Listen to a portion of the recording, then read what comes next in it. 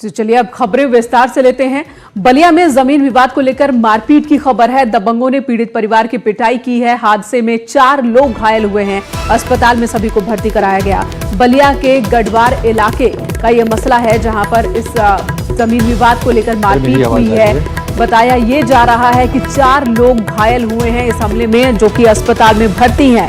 दबंगों ने एक परिवार की पिटाई कर दी है जमीन विवाद में। जमीनी विवाद में दबंगों की गुंडाई देखने को मिली है। तस्वीरें भी इस वक्त हम आपको दिखा रहे हैं न्यूज़ 18 पर। एक्सक्लूसिव तस्वीरें ये आप देख सकते हैं। बलिया में जमीन को लेकर विवाद चल रहा था।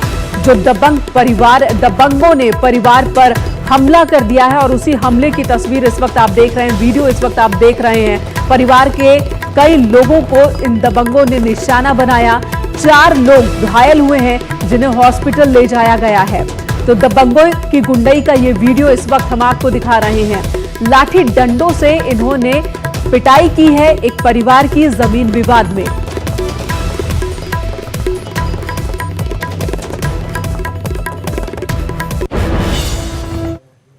हरदोई में एक बड़ा हादसा सामने आया, जहां तेज रफ्तार ट्रक और डीसीएम के बीच टक्कर हो गई।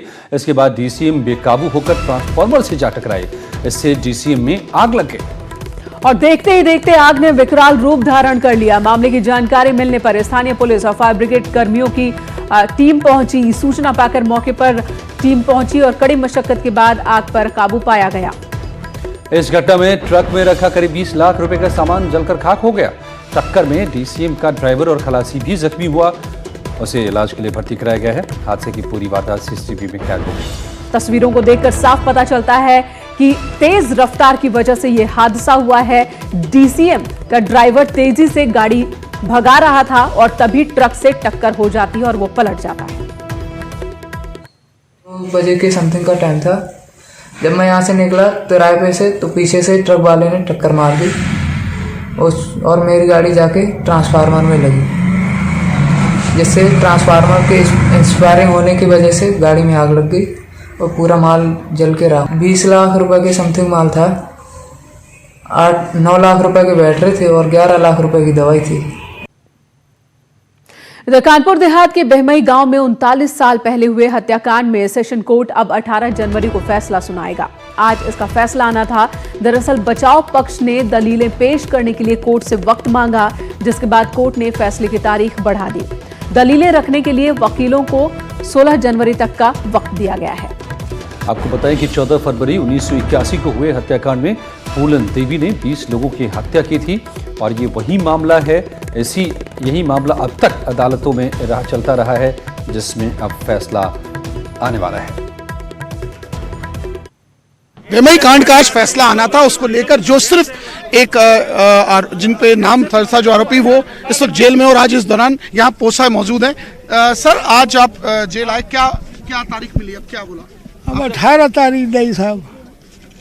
आप जिस तरह जो हत्या करने वालों में आप भी मौजूद थे ना, गलत बात है ये। तो फिर आप पे मुकदमा किस बात का? अरे लिखा दे, उनके जज को लिखा दे, तो पकड़ गए। हमने छुआ नहीं किया साहब। आपने मारा तो बात कहता है, हमें फांसी हो, भगवान हमारा किया हुआ कर्म हो। अब अगली तारीख क्या मिली आपको? 18। तो लेकिन आपका नाम तो अभियुक्तों में है ना? अब क्या कैसे करो, से आपको झूठा फंसा दिया आपके नाम? अरे झूठो संसार है। 3 लोग 14 बुआ ना। तो आपने देखा है निश्चित तौर पर पोसा जो इस वक्त जीवित लोगों में सिर्फ पोसा अकेला है जो इस वक्त जेल में है, जिस पे आरोप है कि नेत्तो ग्रामीणों को इसने गोलियों से उड़ाया। आज न्यायालय में इसकी पेशी थी और पेशी के दौरान इसने अपने आप को निर्दोष बताया और अगली तारीख 18 बताई गई। अब देखना ये होगा कि अगली 18 तारीख पर क्या फैसला आता है। जर्नलिस्ट आशीष पांडे के साथ अमित गंजू, न्यूज़ 18 कानपुर देहात। और मैनपुरी में कोर्ट रूम में फायरिंग से हड़कंप मच गया। पेशी पर आए एक आरोपी ने खुद ही अपने पैर में गोली मार ली, जिससे वहां मौजूद सभी लोग दहशत में आ गए। घटना की सूचना मिलते ही एसपी भी मौके पर पहुंचे और घायल को इलाज के लिए अस्पताल भेज दिया गया। फिलहाल अब जांच इस बात की हो रही है कि आरोपी के पास पिस्टल कहां से आया। इस मामले में 2 पुलिसकर्मियों को सस्पेंड किया गया है। जिस शख्स ने फायरिंग की, इस पर ट्रिपल मर्डर का आरोप है। जिसने खुद को गोली मारी, उस पर ट्रिपल मर्डर का आरोप है। अपने पैर के जूते के पास से एक तमंचा निकाला और अपने ही पैर में उसने गोली मार ली। जिसकी पुष्टि वहाँ पे खड़े 2 और मुलजिम जो थे कटघरे में, वो भी कर रहे हैं। और उसको तमंचा किसी ने दिया या खुद लेकर के आया हुआ था, ये भी जांच का विषय है। और क्या आपने किसी सभ्य समाज में बेटियों की बोली लगते देखा है? बुलंदशहर में ऐसा ही देखने को मिला। पुलिस के मुताबिक झारखंड से मानव तस्करी कर लाई गई 16 साल की नाबालिग लड़की को शादी कराने के नाम पर एक अधेड़ उम्र के व्यक्ति के साथ बेचा जा रहा था।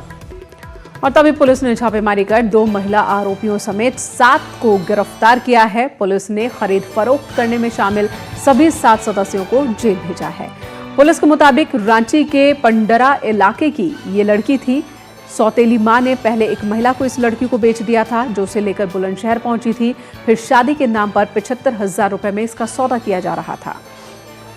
जब पुलिस को इसकी भनक लगी तो पुलिस ने छापा मारकर किशोरी को सौदागर उसके कब्जे से मुक्त कराया। पीड़ित लड़की को मेडिकल जांच के लिए जिला अस्पताल में भर्ती कराया गया है। ये झारखंड राज्य के रांची जनपद की एक किशोरी है, जिसकी उम्र लगभग 16 वर्ष है। उसी के इलाके की एक महिला उसको वहाँ से ले आई, संभवतः खरीद फरोख्त करके लाई होगी, और उसे यहाँ खुर्जा नगर क्षेत्र में वो बेचना चाहती थी।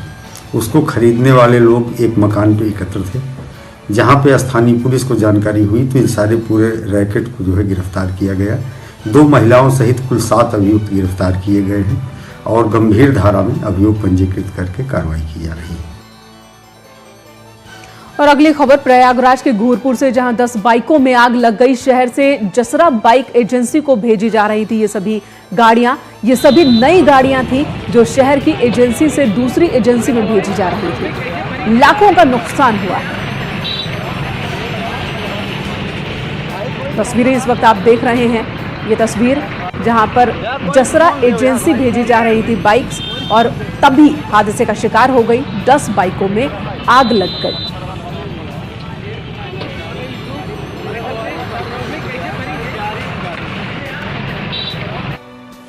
गृह मंत्रालय ने यूपी सरकार को 367 करोड़ की मदद दी है।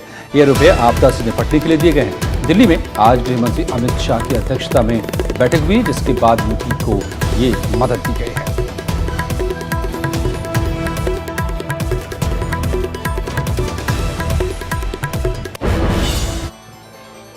दिल्ली में जेएनयू में बवाल के बाद अलीगढ़ में एएमयू के छात्रों ने तिरंगा यात्रा निकाली। इसमें यूनिवर्सिटी के स्टूडेंट समेत टीचिंग और नॉन टीचिंग स्टाफ भी शामिल हुए।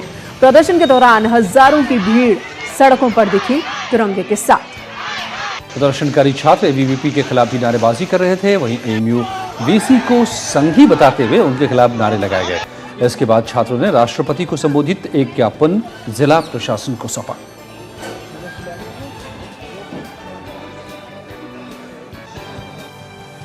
जेएनयू हंगामे के बाद सियासत चरम पर है। जेएनयू के छात्रों के समर्थन में दिल्ली में यूथ कांग्रेस के कार्यकर्ताओं ने प्रदर्शन किया। इस दौरान उन्होंने केंद्र सरकार के खिलाफ नारेबाजी की।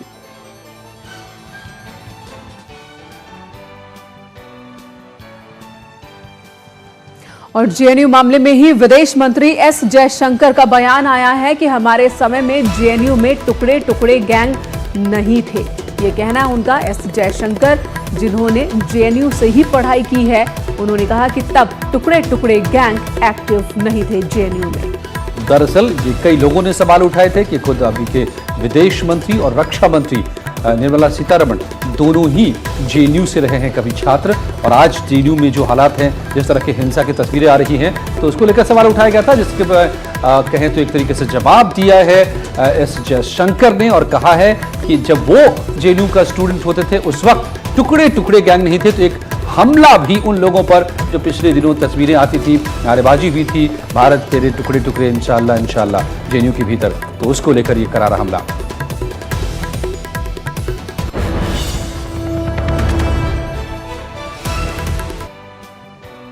और केंद्रीय मंत्री स्मृति ईरानी आज एक दिवसीय दौरे पर अपने संसदीय क्षेत्र अमेठी पहुंची, जहां उन्होंने फुर्सतगंज सामुदायिक स्वास्थ्य केंद्र पहुंचकर स्कूल की छात्राओं से फीता कटवाकर अस्पताल में बने रोगी आश्रय केंद्र का उद्घाटन करवाया। उसके बाद गौरीगंज के सैदापुर में अटल संसदीय स्वास्थ्य मेले का उद्घाटन कराया। उद्घाटन करने वाली बेटियों ने अपने सांसद का आभार जताया। अमेठी सांसद और केंद्रीय मंत्री स्मृति ईरानी आज एक दिवसीय दौरे पर अपने संसदीय क्षेत्र में हैं। सबसे पहले वो फुर्सतगंज सीएससी पहुंची, जहां रोगी आश्रय स्थल का उद्घाटन होना था, लेकिन इस दौरान वहां पर मौजूद बच्चियों से स्मृति ईरानी ने उद्घाटन कराया, जिससे बच्चियां काफ़ी खुश हुई और अपनी सांसद का आभार जताया कि कोई पहला सांसद मिला है जो उनको और उनके सम्मान को ध्यान रख रहा है। तो कहीं ना कहीं स्मृति ईरानी के इस प्रयास से बच्चियां काफ़ी खुश हुई और आने वाले भविष्य में ऐसी ही सांसद की उम्मीद कर रही हैं कि उनको उनके क्षेत्र का प्रतिनिधित्व ऐसा ही सांसद करेगा जिससे उनके क्षेत्र का विकास हो। पप्पू पांडे, न्यूज़ 18 अमेठी। तो लखनऊ से बड़ी खबर, जहां पर लखनऊ महोत्सव स्थगित कर दिया गया है। 17 जनवरी से 23 जनवरी के बीच महोत्सव का आयोजन होना था, लेकिन अब लखनऊ महोत्सव नहीं होगा। लखनऊ महोत्सव स्थगित कर दिया गया है। अलाउद्दीन हमारे सहयोगी इस वक्त हमारे साथ जुड़ चुके हैं। क्या वजह है, महोत्सव को क्यों स्थगित किया गया है? देखिए, बड़ा सांस्कृतिक आयोजन है लखनऊ से जुड़ा हुआ। फिलहाल जो खबरें आ रही हैं, क्योंकि डिफेंस एक्सपो होना है फरवरी के फर्स्ट वीक में लखनऊ में, और इसमें करीब 135 देशों से जुड़े हुए लोग इस डिफेंस एक्सपो में शामिल होंगे। तो ऐसे में क्योंकि जिला प्रशासन ही लखनऊ महोत्सव को आयोजित करवाता है, और जब फिर डिफेंस एक्सपो के आयोजन की भी बड़ी जिम्मेदारी जिला प्रशासन पर ही है, तो ऐसे में क्योंकि दोनों चीजों को मिला करके एक जो है बीच का रास्ता नहीं निकल पा रहा था, क्योंकि जो मैन पावर है और तमाम जो मशीनरी है सरकार की, खासतौर से जिला प्रशासन की, वो दोनों कामों में एक साथ काम सुचारू रूप से करने में सक्षम नजर नहीं आ रही थी। तो अभी से जो अपुष्ट खबरें हैं वो डिफेंस एक्सपो की वजह से ही नजर आ रही हैं। हालांकि जो जिलाधिकारी लखनऊ के उन्होंने साफ किया है कि जो डेट है वो जल्द ही फिर से ऐलान किया जाएगा, क्योंकि आज दिन में ही दोपहर में लखनऊ महोत्सव से संबंधित एक प्रेस कॉन्फ्रेंस हुई थी, जिसमें लखनऊ को प्रमोशन को लेकर टीम भी जारी की गई। तो यानी कि ये कैंसिल नहीं किया गया है, पोस्टपोन किया गया है। जल्द तारीख, नई तारीख की घोषणा हो सकती है डिफेंस एक्सपो के बाद। धन्यवाद आपका जानकारी के लिए। और गंगा में गंदगी करने वालों पर एनजीटी और प्रदूषण नियंत्रण बोर्ड ने सख्ती शुरू कर दी है। राज्य प्रदूषण नियंत्रण बोर्ड ने वाराणसी के 4 सीवेज ट्रीटमेंट प्लांट के संचालन में लापरवाही बरतने पर जल निगम पर करीब 1.25 करोड़ का जुर्माना लगाया है। जुर्माने की राशि जल निगम के परियोजना प्रबंधक से वसूली जाएगी। और इसी के साथ कारण बताओ नोटिस भी जारी किया गया है। एसटीपी के संचालन में लगातार लापरवाही की खबरें आ रही थी, जिसके बाद ये कार्रवाई की गई है। कुछ पीरियड ऐसे मिले जिसमें उनका मानकों से अधिक डिस्चार्ज रहा। ऐसे डिफॉल्ट पीरियड में इनको पर्यावरण क्षतिपूर्ति आरोपित करने के लिए कारण बताओ नोटिस बोर्ड मुख्यालय से जारी किए गए हैं। अगर उनके द्वारा उसका समुचित जवाब नहीं दिया गया तो कारण बताओ नोटिस की पुष्टि कर दी जाएगी और उनसे पर्यावरण क्षतिपूर्ति की वसूली की जाएगी। कितना जुर्माना? ये सब मिलाकर के जितने भी चारों एसटीपी हैं उसमें लगभग 1.25 करोड़ के आसपास का है। तो फिलहाल एक छोटे से ब्रेक के लिए हम रुकते हैं। लौटते हैं कुछ ही पलों में और खबरों के साथ, आप बने रहिए।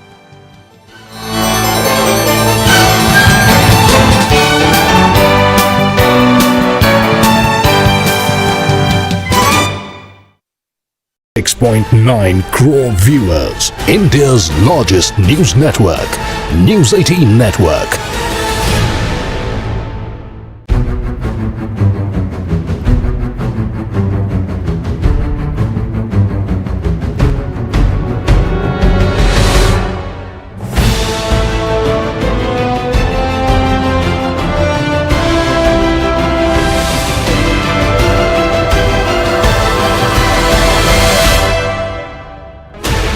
...16 channels, 15 languages, 26 states, 1,200 plus reporters, 66.9 crore viewers, India's largest news network, News 18 Network.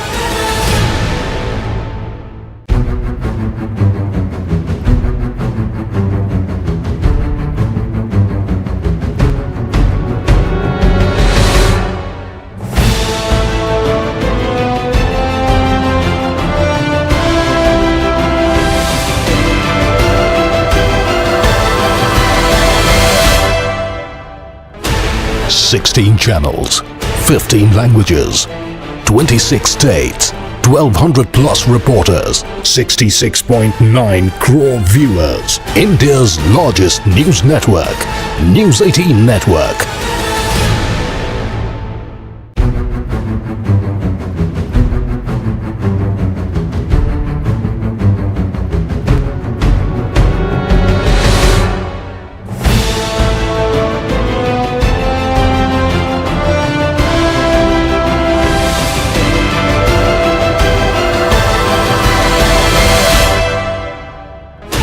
Sixteen channels, 15 languages, 26 states, 1200 plus reporters, 66.9 crore viewers. India's largest news network, News 18 Network.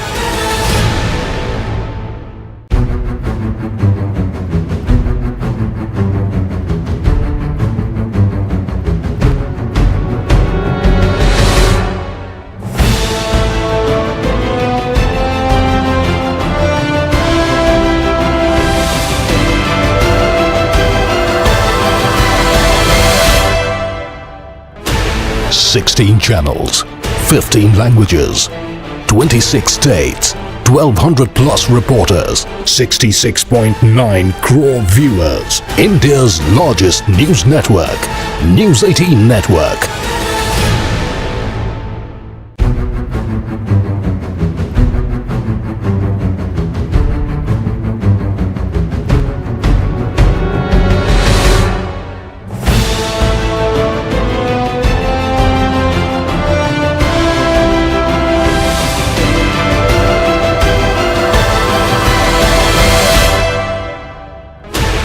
Sixteen channels, 15 languages, 26 states, 1200 plus reporters, 66.9 crore viewers. India's largest news network, News 18 Network.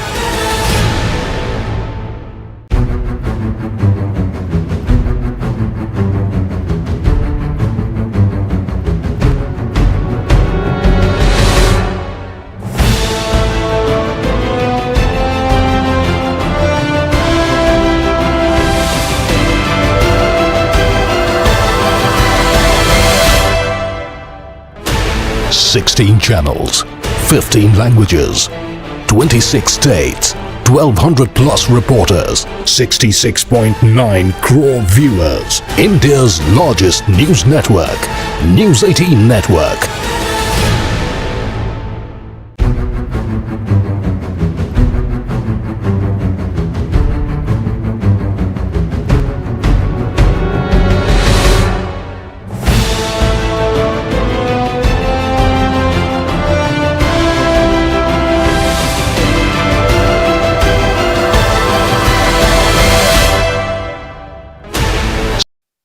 इस news headlines के प्रायोजक कमल jewellers, Uttarakhand का उत्कृष्ट jewellery showroom, जहां मिलता है jewellery के साथ शुद्धता का विश्वास।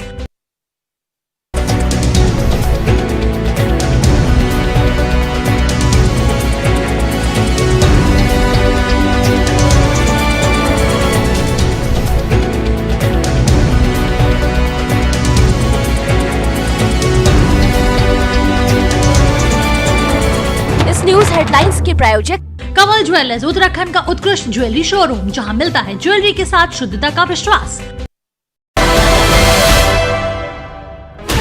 16 channels, 15 languages, 26 states, 1200 plus reporters, 66.9 crore viewers. India's largest news network, News 18 Network.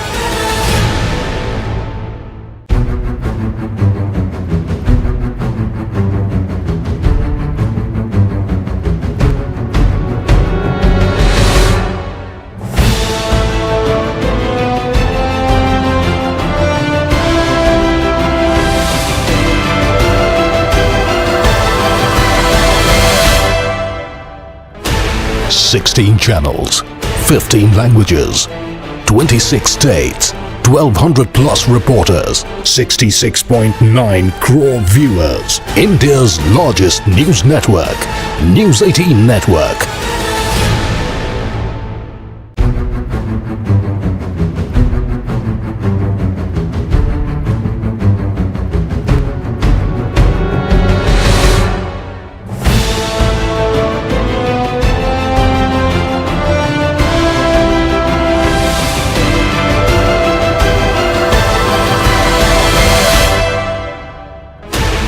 16 channels, 15 languages, 26 states, 1200 plus reporters, 66.9 crore viewers. India's largest news network, News 18 Network.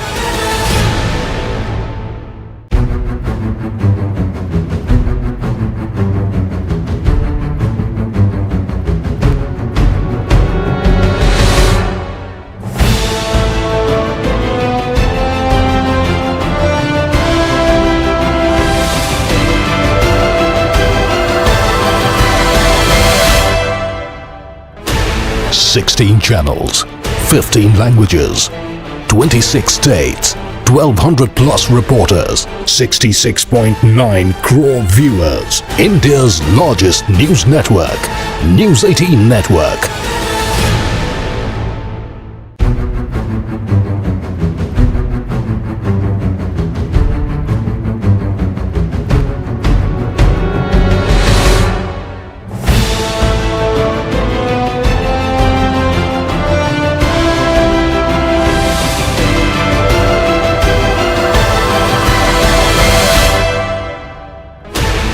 Sixteen channels, 15 languages, 26 states, 1200 plus reporters, 66.9 crore viewers. India's largest news network, News 18 Network.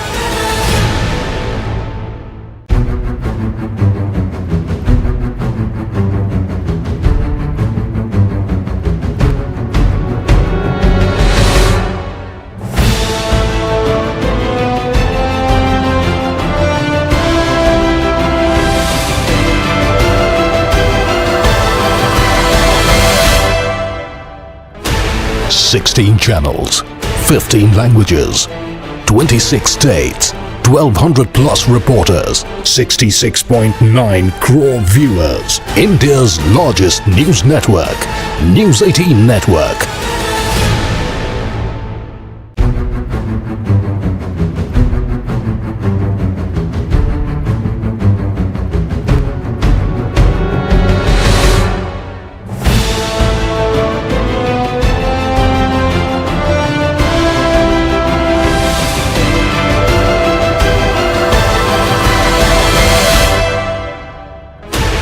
Sixteen channels, 15 languages, 26 states, 1200 plus reporters, 66.9 crore viewers. India's largest news network, News 18 Network.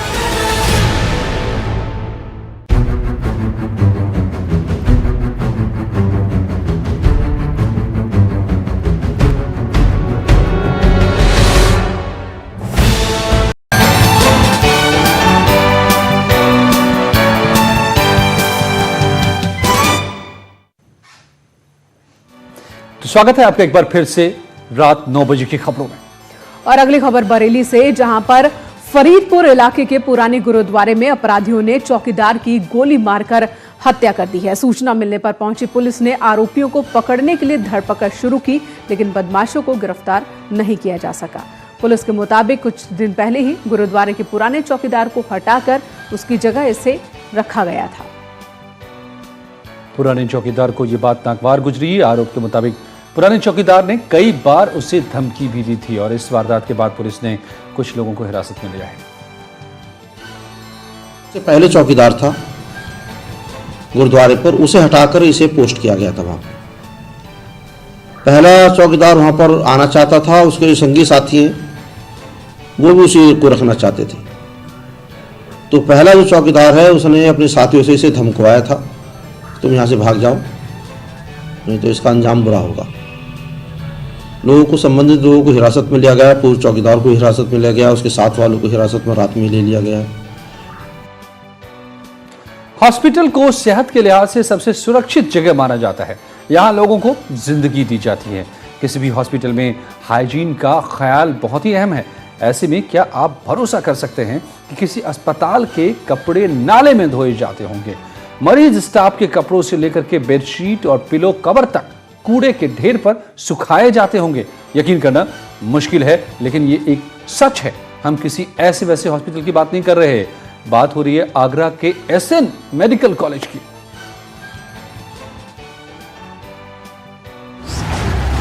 यहाँ हो रही आपको मारने की साजिश, ऐसा कहने के पीछे हमारे पास पुख्ता वजह है।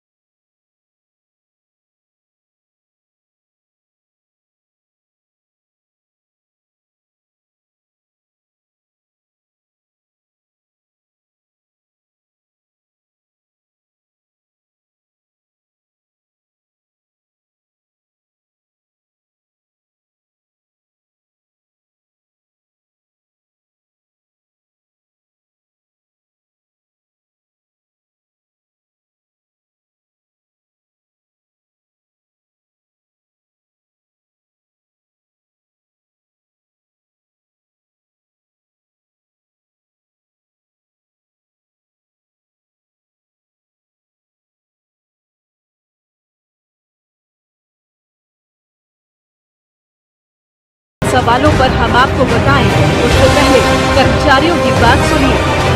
दिक्कत तो बहुत है, गंदगी का मार लगूंगा यहाँ पर, कपड़े सुखाने में सबसे ज़्यादा दिक्कत है। या कूड़े के ढेर पर डालना पड़ रहा है हम लोगों को कपड़े। प्रशासन से कहते हैं हमें जगह दे दीजिए, कहीं पे शिफ्ट कर दीजिए हमें, तो ये लोग कोई शिफ्ट करता नहीं है, आश्वासन देते हैं बस खाली। इस समय हमें इसी बात की परेशानी हो रही है, हमारा कपड़ा टाइम से मांगते हैं और हमें देना पड़ता है, एक करके सुखा लेते हैं। यानी कि कर्मचारियों के कहने के बाद भी उचित व्यवस्था नहीं हुई। हालांकि एसएन मेडिकल कॉलेज का कहना है कि उन्हें मीडिया से जानकारी मिली, जो अपने आप में हैरान करने वाला और गंभीर मुद्दा है।